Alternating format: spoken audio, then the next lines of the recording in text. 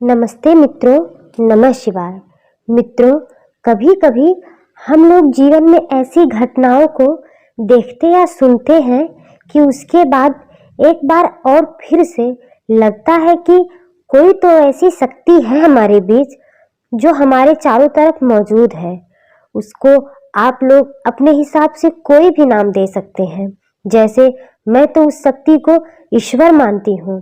तो ऐसे ही एक सच्ची घटना आपके सामने लेके आई हूँ, एक कहानी के रूप में, जिसको सुनने के बाद लगेगा कि कभी कभी जब हम हर तरफ से सब हार जाते हैं, जब कोई चीजें मनुष्य के हाथ में नहीं रहती या बस उसके बस में नहीं रहती, तो बस ईश्वर का चमत्कार होता है। तो इसी तरह एक चमत्कार हमारे आसपास भी हुआ। तो आइए चलते हैं बिना देरी किए कहानी की तरफ। हरिया एक 35-36 साल का युवक। उसकी तबीयत धीरे धीरे बिगड़ने लगी। पहले तो सबको लगा बस ऐसे ही। पास के डॉक्टर के पास एक दो खुराक दवाई लाकर खा लिया, फिर भी उसको कोई फायदा नहीं हुआ। और दिन बीतने के साथ साथ हरिया की तबीयत ज्यादा बिगड़ने लगी। उसके घर वाले उसे पास के अस्पताल में ले गए, पर डॉक्टर ने जवाब दे दिया। फिर उसे और बड़े अस्पताल में ले जाया गया। कुछ दिनों तक उसका इलाज चला, पर कोई फायदा नहीं हुआ। किसी के कुछ समझ में नहीं आ रहा था कि हरिया को कौन सी बीमारी ने पकड़ लिया। उसका शरीर पीला पड़ने लगा। अब तो ना वह बोल पाता, ना ही किसी को पहचान पाता। घर वाले बहुत निराश हो चुके थे। कुछ लोगों की सलाह से घर वालों ने हरिया को मुंबई ले जाने की सोची और बंबई लेकर जाने लगे। वहां पहुंचकर उसका इलाज शुरू हुआ। दिन बीतता गया, पर फिर भी उसकी हालत में कोई सुधार नहीं हो रहा था। अब तो डॉक्टर की भी समझ में नहीं आ रहा था कि उसको कौन सी बीमारी लगी है। वह बस जिंदा लाश की तरह पड़ा था। बस उसकी सांसें ही चल रही थी। डॉक्टर ने हरिया के घर वालों से कहा कि अब इसे घर ले जाइए, इसका अंतिम समय चल रहा है। अब जो भी आप लोग को दान पुण्य करवाना है करवा दीजिए। बहुत दुखी और भारी मन से हरिया के घर वाले उसे लेकर वहां से चल दिए। अब घर लेके आ रहे थे। हरिया का घर गांव में था। तब के समय में गांव तक कोई साधन नहीं चलता था। 5 किलोमीटर पैदल चलकर जाना पड़ता था हरिया के गांव तक। अब ये था कि हरिया तो चलकर जा नहीं सकता, उसको यहाँ से कैसे ले जाया जाए। फिर सब लोगों ने चारपाई में लिटाकर उसे कुछ लोगों ने उठाया और गांव की तरफ बढ़ने लगे। तब रास्ते में किसी की नजर पड़ी। उन्होंने पूछा, क्या हुआ है इसे? उन लोगों ने बताया, कुछ पता नहीं चल रहा है साहब, क्या हो गया है। महीनों से आंखें नहीं खोली इसने। उन्होंने बोला, आप लोग यहीं रुके। वह व्यक्ति उस क्षेत्र के माने जाने डॉक्टर थे।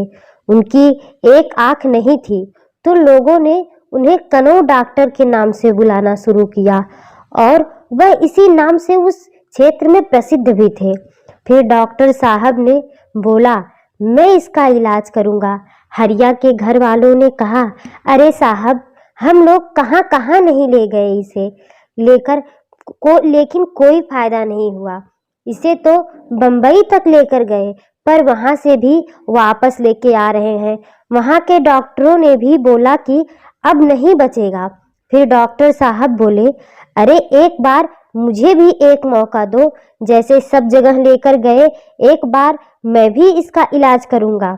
उसके घर वाले बोले, अब तो बचेगा नहीं, एक बार आप भी देख लीजिए। डॉक्टर साहब ने कहा, आप मुझे बस 800 रुपये दे दें और मैं पूरी तरीके से इतने पैसे में इसका इलाज पूरी जिम्मेदारी से तब तक करूंगा जब तक कि वह ठीक नहीं हो जाता। हरिया के घर वाले मान गए कि चलो एक बार यह भी करके देख लेते हैं। अब डॉक्टर साहब ने इसका इलाज शुरू किया। उसके घर पे ही शुरू कर दिया। रोज सुबह शाम वह हरिया के घर जाते, दवाइयाँ देते। ऐसे ऐसे दिन बीत गए, पर डॉक्टर साहब के समझ में नहीं आ रहा था कि क्या हुआ है इसे। अब तो वह दवा करते करते 800 रुपए से बहुत ज़्यादा हो गया था, पर तब भी कोई फायदा नहीं हो रहा था। एक दिन डॉक्टर साहब ने सोचा, ऐसे ही चलता रहा तो मेरा सारा पैसा इसके इलाज में चला जाएगा और यह ठीक भी नहीं हो रहा है। ऐसे भी इतनी कोशिश करके तो देख लिया, पर कोई फायदा नहीं हुआ। उन्होंने बहुत विचार किया, फिर सोचा ऐसी जिंदगी जी रहा है बेचारा, इसे इस जिंदगी से छुटकारा ही सही रहेगा। उन्होंने बहुत दुखी मन से बहुत हिम्मत करके उसे एक जहर का इंजेक्शन दे दिया और किसी को कुछ नहीं कहा। रोज की तरह ही वह उसका इलाज करके वहां से चले आए, पर रात भर उन्हें ठीक से नींद नहीं आई। रात भर बस वो बेचैन रहे। सुबह होते ही वह जल्दी से उठकर तैयार हुए और सोचने लगे कि अब तक तो हरिया इस दुनिया से चला गया होगा बेचारा, पर मुझे जाना तो चाहिए। वह रोज की तरह ही चल दिए हरिया के घर, और जैसे ही वह उसके घर पहुंचते ही कि हरिया का बाप हाथ जोड़कर रोता बिलखता हुआ डॉक्टर साहब के पैरों पर गिर पड़ा और जोर जोर से रोने लगा। डॉक्टर साहब ने उसे उठाते हुए और समझाते हुए कहा, क्या कर सकते हैं, ऊपर वाले के सामने किसी की नहीं चलती। पर डॉक्टर साहब की बात पूरी होने से पहले ही हरिया बोला कि आप तो हमारे लिए भगवान से बढ़कर निकले। आपने तो मेरे बेटे को एक बार फिर से जिंदा कर दिया। डॉक्टर साहब आश्चर्य से देखने लगे, पर किसी को मालूम नहीं होने दिया कि वह भी नहीं समझ पाए यह कैसे हुआ। वह गए हरिया के पास, उसे देखा, वह पहले से बहुत ठीक लग रहा था, सबको पहचान भी रहा था, पर अभी भी बहुत अच्छे से बोल नहीं पा रहा था।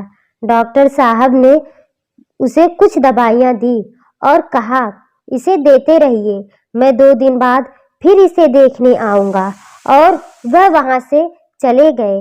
डॉक्टर साहब इतना तो समझ गए थे कि जो भी हो, इसे जो भी बीमारी है उसका तोड़ जहर ही है। वह फिर 2 दिन बाद गए और हरिया को देखा, उसकी तबीयत पहले से ठीक लग रही थी। उन्होंने उसे एक जहर का इंजेक्शन दिया और बोले, अब यह ठीक हो जाएगा, और वहां से वह चल दिए।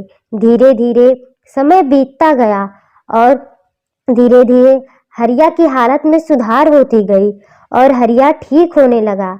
हरिया अपने पैरों पे चलने लगा। अब तो डॉक्टर और भी प्रसिद्ध हो गए।